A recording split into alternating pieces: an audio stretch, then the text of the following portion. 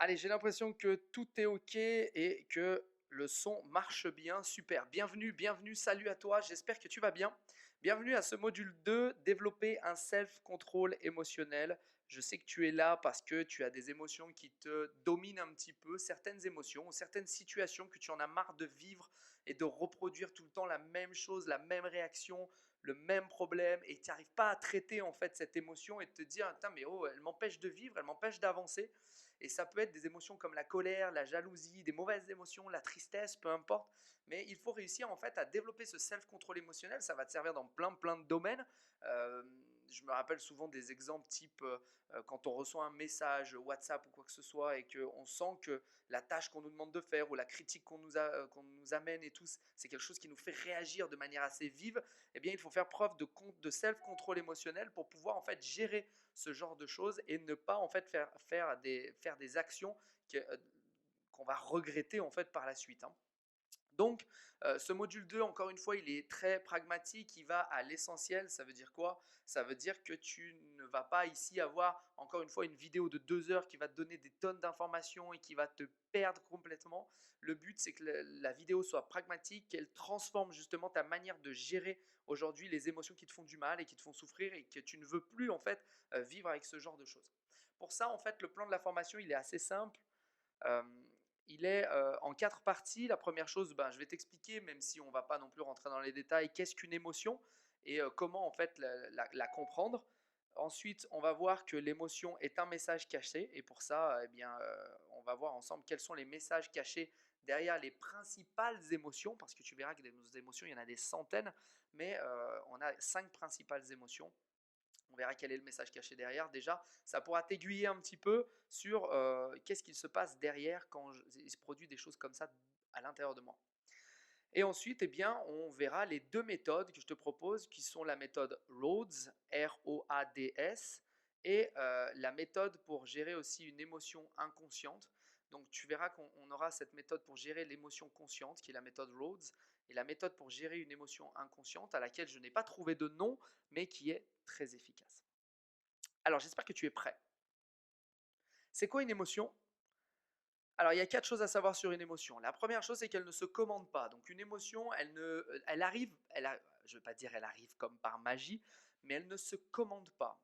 Ça veut dire qu'elle arrive de manière impromptue, souvent dans le même style de situation, et elle se produit sans que tu ne puisses dire ah tiens, j'ai envie d'être en colère, ou ah tiens, là je vais provoquer la joie, ou ah tiens, là je vais provoquer la tristesse. Une émotion, la plupart du temps, elle ne se commande pas. Deuxio, elle ne se contrôle pas. Une émotion ne se contrôle pas. Elle se produit, elle apparaît et elle est incontrôlable.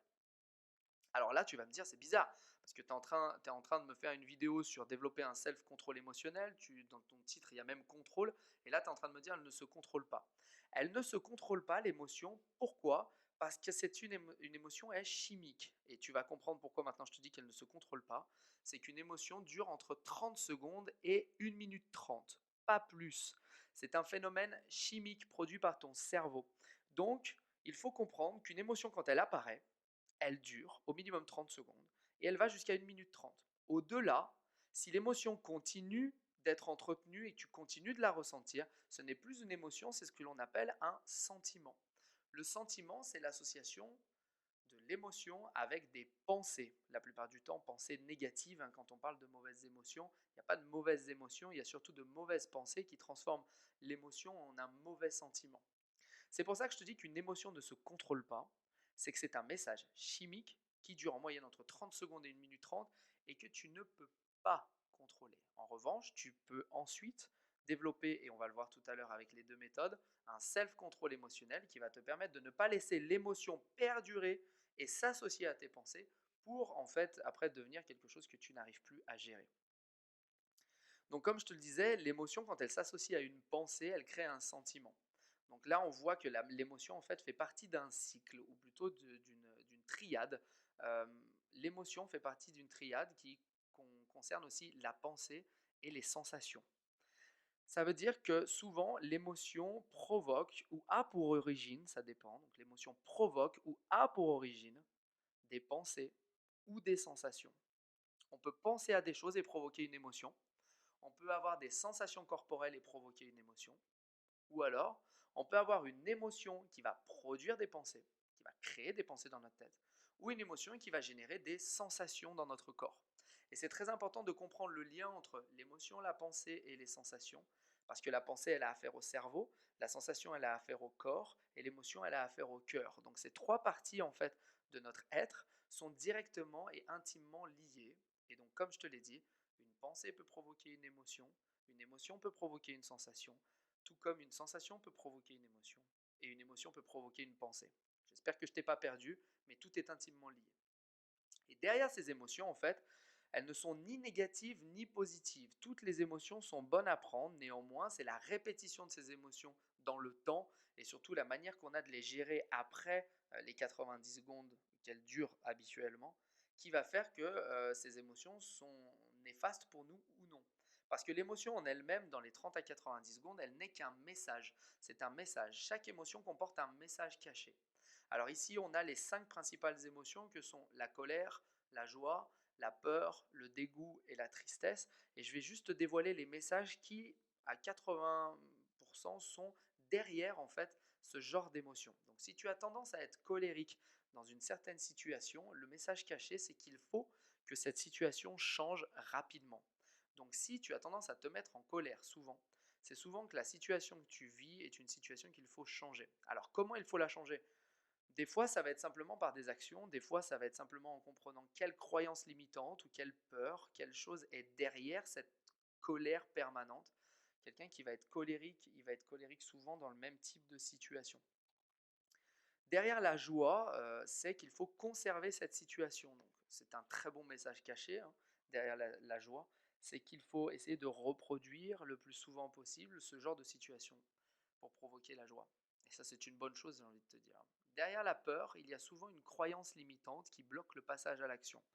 Ça veut dire quoi? Ça veut dire, on en revient encore aux croyances limitantes, hein, mais dès ton plus jeune âge, pardon, tu as des gens qui t'ont inculqué des choses, t'ont dit des choses, et en étant enfant, ben, bien entendu, vu qu'on est tout neuf, tout beau, et qu'on exemplifie en fait les adultes et qu'on aime prendre exemple sur eux, eh bien toutes ces choses qu'ils nous ont dit, ces adultes autour de nous, les instituteurs, les parents, même des fois les amis autour de nous, hein, les copains à l'école, les copines, elles nous ont inculqué des fois des croyances limitantes. Ces croyances limitantes, des fois, elles provoquent la peur, la paralysie, le fait de ne jamais passer à l'action et de ne pas faire les choses nécessaires. Donc cette peur, il faut souvent remonter à une croyance limitante pour l'éradiquer.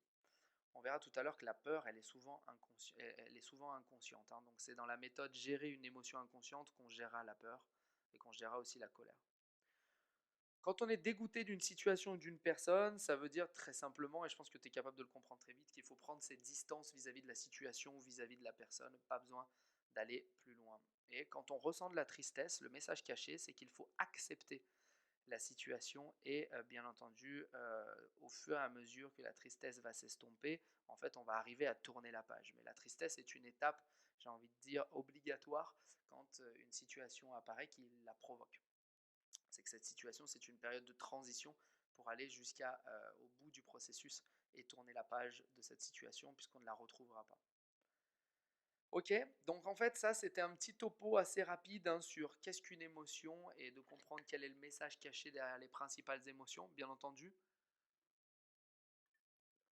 il y en a beaucoup hein, des émotions, énormément, donc que ce soit l'engouement, je sais pas moi, ça pourrait être la jalousie ou des choses comme ça.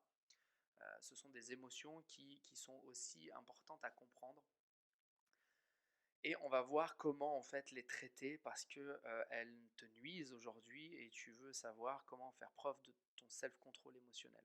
Alors pour ça, il faut dissocier en fait deux types d'émotions. Il y a des émotions conscientes et il y a des émotions inconscientes. Ça veut dire quoi? Ça veut dire qu'il y a des émotions dont on est parfaitement en fait alerte et conscient au moment où elles se produisent. On est capable de savoir qu'on est en colère. Mais il y a aussi des émotions qui sont complètement inconscientes, c'est-à-dire qu'au moment où la situation se produit, ça déclenche chez toi une réaction et hop, c'est comme si ça débranchait ton cerveau et tu te retrouves à faire des trucs mais complètement incontrôlables, à dire des choses complètement incontrôlables et ensuite avec du recul, à te dire waouh, j'aurais jamais dû agir comme ça. Mais pourquoi à chaque fois que cette situation se produit, je fais ça et c'est incontrôlable, je n'arrive pas en fait à faire autrement. Donc il y a vraiment il faut vraiment apprendre à gérer une émotion consciente et gérer une émotion inconsciente. Tu vas voir que plus tu pratiques en fait la première méthode pour gérer une émotion consciente, plus tu vas arriver à faire remonter de ton inconscient des choses vers ton conscient. Donc il y a des émotions dont tu n'as pas conscience aujourd'hui qui vont remonter à ta conscience, dont tu vas être alerte et tu vas pouvoir les écouter plus facilement. Donc encore une fois, c'est une gymnastique quotidienne, hein. Quand on parle de conscient et d'inconscient, on parle souvent des parties du cerveau. Donc pour ça, il faut comprendre que gérer une émotion consciente, ça lie deux parties dans ton cerveau. C'est le cerveau limbique et le néocortex. Le cerveau limbique, sans rentrer dans les détails, c'est celui qui produit les émotions. Et le néocortex, c'est celui qui te permet d'avoir de la logique des pensées, de peser le pour et le contre et de faire preuve de libre arbitre. Donc quand tu as une émotion consciente, elle fait référence à deux parties dans ton cerveau, la partie limbique et la partie néocortex. Donc c'est ce qui va nous permettre en fait d'utiliser la méthode que je vais te proposer parce que finalement en fait une émotion consciente, on peut la traiter sur le moment. On en est conscient, on sait qu'elle est là, donc on peut en fait pratiquer ce genre de méthode. La méthode, je l'ai appelée Roads en anglais, qui veut dire route, pardon. Pourquoi? Parce qu'en fait, c'est un chemin qu'il faut que tu suives à chaque fois que tu as une émotion consciente que tu ne veux pas, en fait, avec laquelle tu ne veux pas vivre sur le long terme et que tu ne veux pas que cette émotion se transforme, comme on l'a dit tout à l'heure, en mauvais sentiment. Donc pour ça, il va falloir faire cinq choses. Et cinq choses commencent par les cinq lettres du mot roads, donc R-O-A-D-S. La première chose, c'est le R de ressentir.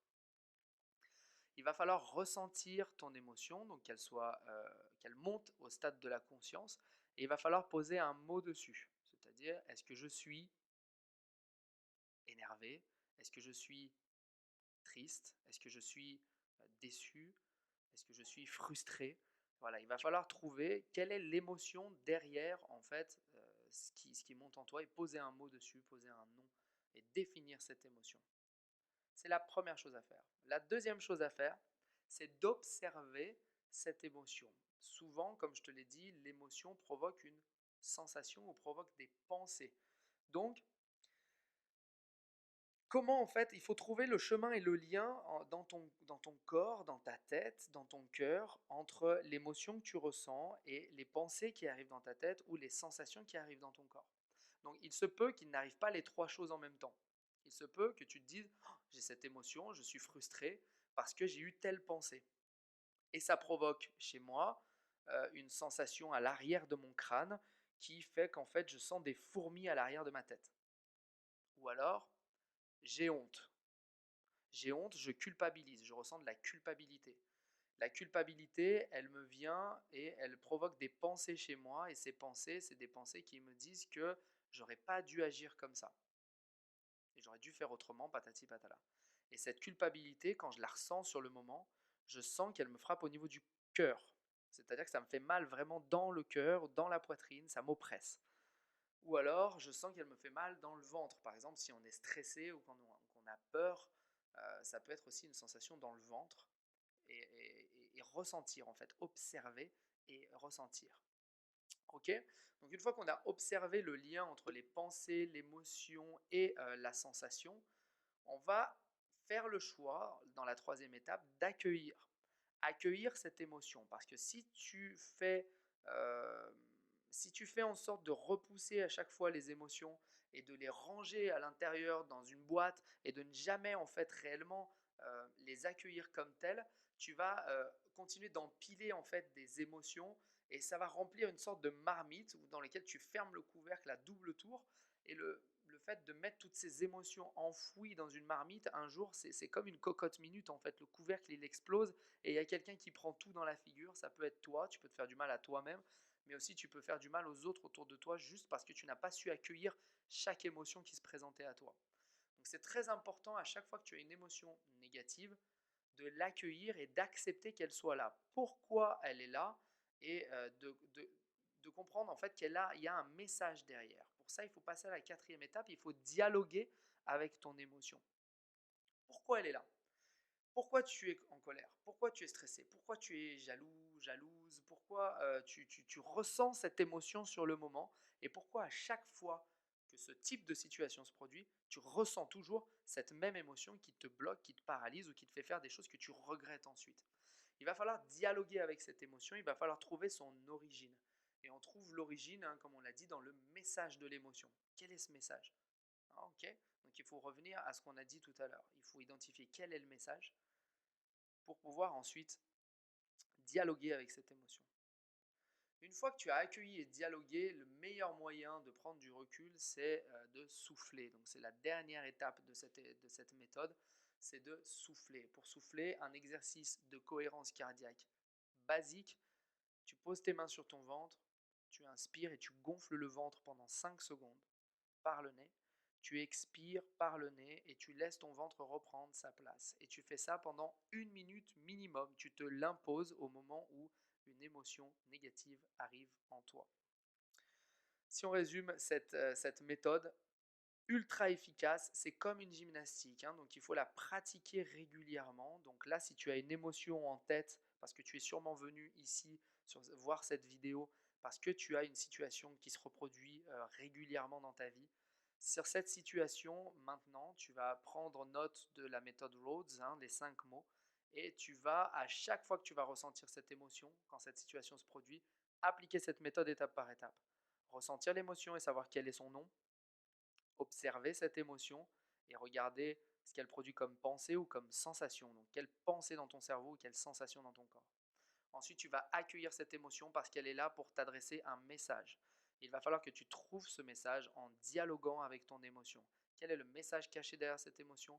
Quelle est la croyance limitante? Quelle est la peur? Quel est le message? Ce qu'elle veut te dire, cette émotion? Et une fois qu'elle t'a dit en fait ce qu'elle avait à te dire, tu vas souffler et travailler sur la cohérence cardiaque en inspirant et en expirant par le nez pendant 5 secondes à chaque fois pendant au moins 1 minute. Et tu vas voir que cette méthode, elle est ultra efficace. Il n'y a rien de plus pragmatique. Alors, il y en a d'autres de méthodes, hein, mais celle-ci, elle marche et elle vaut de l'or parce qu'elle va peut-être te permettre de te séparer en fait des mauvaises émotions conscientes.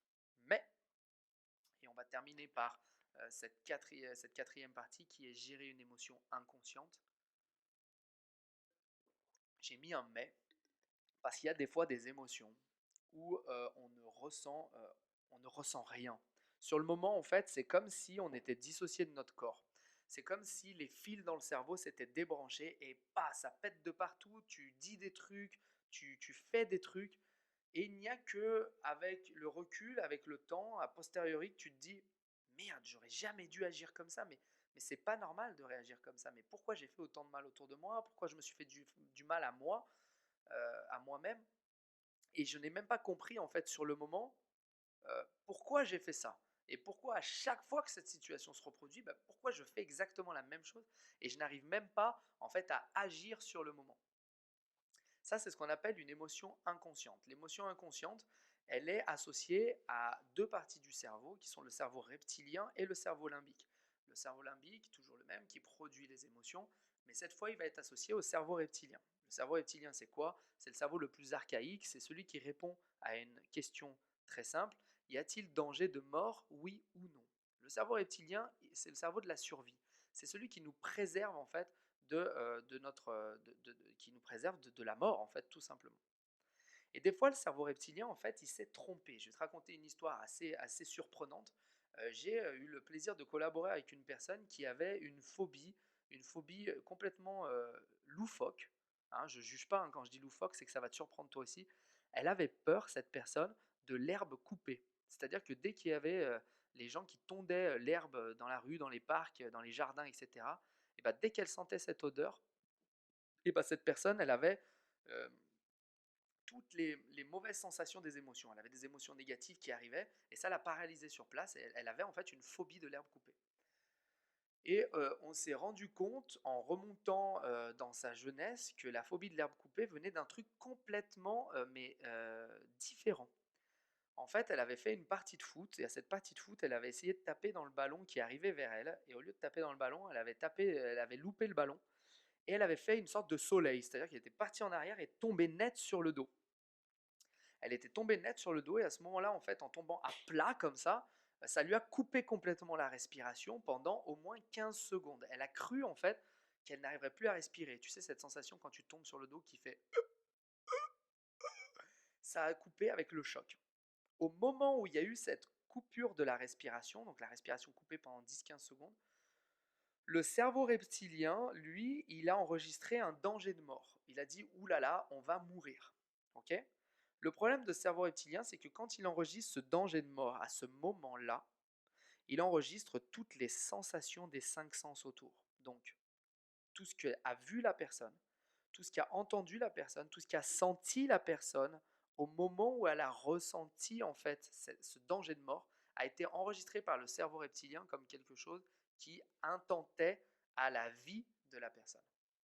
Et donc en fait, elle avait une phobie de l'herbe coupée parce que quand elle est tombée et qu'elle a fait ce soleil et que ça lui a coupé la respiration, il se trouve que l'herbe venait juste d'être coupée dans le jardin où elle courait en fait.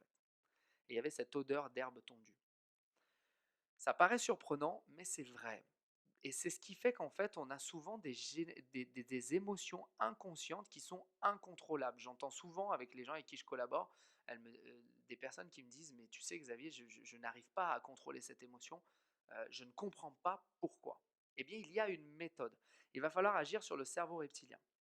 Et le cerveau reptilien, en fait, il agit euh, en priorité sur un truc parmi les pensées, les émotions et les sensations. Le cerveau reptilien, il agit essentiellement sur les sensations.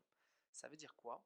Ça veut dire que quand on ressent quelque chose de très fort dans notre corps, c'est le cerveau reptilien qui, à un moment donné, a verrouillé la situation et a dit là, il y a danger de mort. À chaque fois qu'on ressentira cette sensation, à chaque fois qu'on aura cette odeur ou cette parole ou cette chose qu'on va voir avec nos yeux ou ce goût dans la bouche ou cette chose que l'on va toucher, eh bien, en référant au sens, si ça se réfère à un truc, à un événement particulier qui a été enregistré par le cerveau reptilien comme un danger de mort, eh bien, il va reproduire la même situation de manière incontrôlable.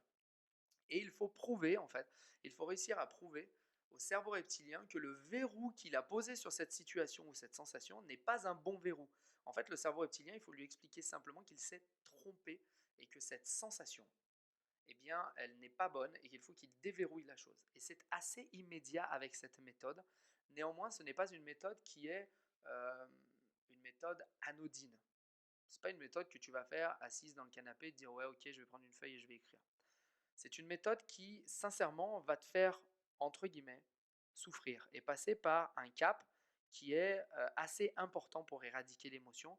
C'est le cap de revivre entre guillemets, hein, je parle de revivre, on n'est pas dans de la psychanalyse ou de la psychologie, hein, mais de revivre en termes de sensation l'événement. Alors on y va.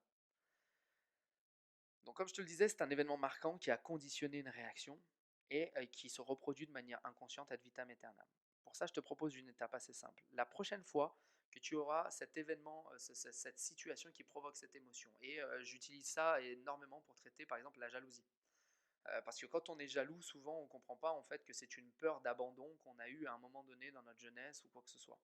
Pas besoin de discuter de la chose qui s'est produite, d'accord? Pas besoin de discuter et d'aller creuser, de fouiller dans ton passé, etc. pour trouver quelle chose t'a fait du mal, etc. Le but, c'est juste d'aller droit au cerveau reptilien, de lui parler, de lui dire c'est faux, tu t'es trompé, il n'y a pas danger de mort, déverrouille-moi cette situation et arrête cette phobie. Ça marche très bien aussi pour les phobies, quand je dis phobie, pour la peur des araignées par exemple, ou des choses comme ça. Alors, voici les 4 étapes.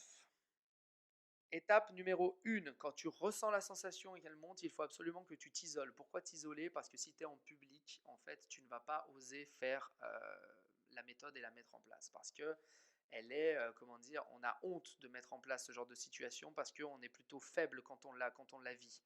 Ok, donc la première chose à faire quand tu ressens la mauvaise émotion avec laquelle tu n'arrives pas à traiter habituellement, tu dois t'isoler. Ok, et tu dois être prêt la prochaine fois à t'isoler rapidement. Ça peut être dans les toilettes, ça peut être dans une autre pièce, ça peut être aller dehors, ça peut être dans ta voiture, peu importe. Là où personne ne te verra, tu dois être seul pour éradiquer cette émotion néfaste ou cette phobie. L'étape numéro 2, c'est de ressentir. Donc on retourne à ce qu'on a vu tout à l'heure, c'est immédiatement d'aller dans la sensation. La sensation, c'est C'est ce que l'on ressent pardon, dans son corps. Donc, est-ce que ça fait mal à la tête? Est-ce que ça fait mal au cœur? Est-ce que ça fait mal dans la poitrine? Est-ce que ça fait mal dans le ventre? Qu'est-ce que tu ressens? Est-ce que tes bras tremblent? Est-ce que tu as des sueurs froides? Est-ce que tu as des frissons? Est-ce que tes muscles se contractent? Est-ce que tu as des choses qui se passent sur ton visage? Est-ce que tu as la salive qui te quitte? Tu as la bouche sèche? Est-ce que tu as des larmes qui coulent? D'accord? Il va falloir aller dans la sensation et seulement dans la sensation. C'est très important que tu le comprennes. Pas de pensée, pas d'analyse d'émotion. Il faut aller dans la sensation. La sensation, la sensation. Donc le corps, ce qu'il se passe dans ton corps, c'est primordial, ok? Parce que c'est comme ça que tu vas arriver en fait à passer au-delà de toutes les parties de ton cerveau et aller directement dans le cerveau reptilien. Donc ressentir la sensation, ok? Une fois que tu vas localiser cette sensation, il va falloir, dans l'étape numéro 3, aller au bout de la sensation. Par aller au bout de la sensation, il va falloir en fait amplifier volontairement la sensation. C'est une chose que l'on ne fait pas. Pourquoi on ne le fait pas habituellement avec les émotions néfastes inconscientes? C'est que notre cerveau reptilien nous empêche de le faire parce que si on amplifie la sensation corporelle que l'on a à ce moment-là, eh bien on va reproduire la situation dans laquelle notre cerveau a identifié un danger de mort. Donc notre cerveau il a tout fait jusque-là pour nous empêcher en fait de ressentir. Parce que quand on ressent, on produit chez lui la réaction et le fait on va mourir en fait. Donc il bloque tout ça, il a verrouillé tout ça. Consciemment, il va falloir maintenant, la prochaine fois que tu ressens cette émotion, aller au bout de la sensation, aller au bout de la sensation corporelle. Donc amplifier la douleur dans ta poitrine, amplifier la douleur dans ton ventre si c'est dans le ventre, amplifier la douleur dans ta tête si c'est dans ta tête, peu importe, mais il va falloir volontairement la laisser aller et la libérer, la laisser prendre de l'ampleur, grossir, grossir, grossir. Et pour être honnête avec toi, j'ai fait bien entendu ces méthodes-là pour moi aussi, ça a excellemment fonctionné. Ce genre de méthodes, elles sont juste, je ne vais pas dire horribles, mais elles sont lourdes à vivre en fait. Parce que tu vas sûrement pleurer toutes les larmes de ton corps. Tu vas sûrement, ça peut durer entre 5 minutes et 30 minutes, d'accord? Donc c'est une méthode qui peut durer super longtemps. Tu vas sûrement pleurer toutes les larmes de ton corps. Il faut que tu vides. Tu vas peut-être crier. Tu vas peut-être, je ne sais pas ce qui va se passer dans ton corps, ok? Mais s'il te plaît, ne retiens rien. Parce que si jamais tu retiens ce qui va se passer à ce moment-là, tu vas reproduire le même cycle. Et donc, en fait, ce n'est que pour reculer pour faire du surplace. Tu vas reculer, reculer, reculer, et tu ne vas pas traiter l'émotion. Et la prochaine fois que la situation va se présenter, ça va être encore une fois la même chose, la même souffrance et la même réaction. Donc, il faut que tu ailles au bout de la sensation et que tu aies le courage, que tu te forces d'amplifier la sensation dans ton ventre, dans ton cœur, dans ton corps en général, et que tu laisses vivre cette chose jusqu'au bout. D'accord? Parce qu'en fait, arrivé au bout, tu vas arriver à l'étape numéro 4 qui va être le retour au calme. Quand tu es arrivé au bout, euh, tu vas voir que les pleurs vont s'arrêter, que peut-être le corps va se calmer, que les muscles vont se détendre, que ton visage va se détendre. À ce moment-là, ce sera le signe que ton cerveau reptilien a commencé à déverrouiller la situation. Tu vas montrer en fait par là à ton cerveau reptilien que tu n'es pas mort à l'issue de la sensation. Et c'est primordial pour ce cerveau qui est vraiment archaïque, primaire, de comprendre qu'il n'y a pas eu de mort cette fois. Donc ça permet en fait, en revivant cette sensation à bloc, au bout du bout, de ne pas en fait, de montrer à ton cerveau qu'il n'y a pas de danger de mort. Et ça peut fonctionner dès la première fois que tu vas faire cette méthode. Dès la première fois, ça peut fonctionner. Il y a des résultats juste fantastiques avec ce type de méthode. Néanmoins, il faut peut-être des fois que tu reproduises ça une fois, deux fois, trois fois, quatre fois dans ta vie. Moi, il m'a fallu 2 fois.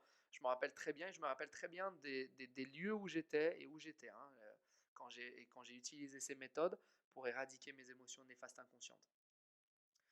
Donc, ça nécessite une fois, 2 fois, et ça peut durer à chaque fois entre 5, 30 minutes, des fois même ça peut durer 1 heure. Il faut vraiment aller au bout de la sensation, d'accord? Donc, laisse-toi aller et n'aie pas peur, parce que cette peur, c'est une peur qui est provoquée par ton cerveau reptilien archaïque, qui fait que ça t'empêche en fait de traiter ça et justement de faire la paix avec cette sensation et donc cette émotion. J'espère que tu n'as pas peur de faire tout ça et je t'encourage à le faire parce que c'est ce qui va te permettre de te libérer complètement et de faire preuve d'un self-control émotionnel dans les émotions néfastes qui te nuisent en fait au quotidien. Donc voilà un petit peu le plan de cette vidéo. J'espère qu'elle t'a plu. Avant, je vais quand même te faire un petit récap, hein, ça va nous permettre de réviser ensemble. Et ensuite, bah, je te quitterai, mais j'espère que tu vas mettre en place ces méthodes. La première chose, savoir ce qu'est une émotion. Maintenant, tu le sais, une émotion, ça ne se commande pas, ça ne se contrôle pas, ça dure entre 30 secondes et 1 minute 30, et que ça fait partie d'un cycle. C'est-à-dire qu'une émotion produit des pensées ou produit des sensations, et que des sensations peuvent produire des émotions, tout comme des pensées peuvent produire des émotions, mais les trois sont intimement liés et c'est important de le comprendre pour utiliser les deux méthodes que tu as vues juste avant.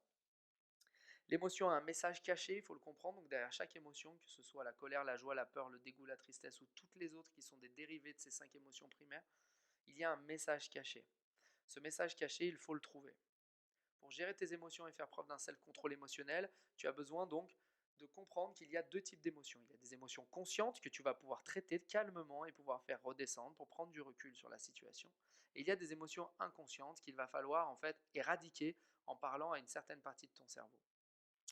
Pour les émotions conscientes, elles concernent le cerveau limbique et le néocortex et avec la méthode Rhodes, tu vas pouvoir en fait aller au bout et gérer ces émotions. R pour ressentir, poser un nom sur cette émotion. O pour observer quelles sont les sensations et les pensées qui se produisent autour de cette émotion. Et A pour accueillir, ne jamais enfouir et réprimer une émotion, la laisser s'exprimer. D, dialoguer, donc essayer de trouver pourquoi elle est là, quel est son message et de comprendre pourquoi elle est tout le temps là dans ce genre de situation. Et S pour souffler, utiliser la respiration consciente, la cohérence cardiaque, inspirer et expirer par le ventre pour prendre du recul pendant au moins 1 à 2 minutes. Ok. Dans le cadre d'une gestion d'émotions inconscientes, elle concerne le cerveau reptilien qui lui répond à un danger de mort, oui ou non, donc on ne peut rien faire, c'est inconscient, et ça vient d'un événement marquant qui a conditionné ce genre de réaction chez toi. Ça peut être l'abandon, ça peut être une souffrance particulière, peu importe. Aujourd'hui, il n'est pas nécessaire de creuser dans cette direction pour éradiquer cette émotion néfaste. 1. Quand tu la ressens, tu t'isoles immédiatement, peu importe où. 2. Il va falloir que tu ressentes où est-ce que tu as mal. Dans la poitrine, dans le cœur, dans le corps, dans la tête. Qu'est-ce qu'il se passe dans ton corps? Est-ce que tes bras tremblent, etc., etc. Ensuite, il va falloir avoir le courage, cette fois, d'aller au bout de la sensation. Amplifier tes sensations corporelles, amplifier ta boule au ventre, amplifier ta douleur dans la poitrine, amplifier ce sentiment d'oppression. Peut-être laisser ton corps s'exprimer, pleurer pendant de longues minutes, crier, peu importe ce que tu vas faire, tu vas laisser exprimer cette sensation jusqu'au bout. Pendant que tu fais ça, pas de pensée, rien ne doit se passer dans ton corps. Tu dois simplement être focalisé sur la sensation.